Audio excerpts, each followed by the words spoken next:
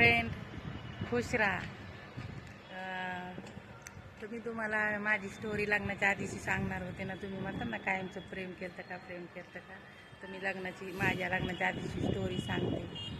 तर आधी फॉलो करा, लाईक करा, कमेंट करा. फॉलो करून का म्हणजे पुढची स्टोरी तुम्हाला सांगेल. तर मग त्याच्यानंतर मला एका मुलाने प्रपोज केला होता.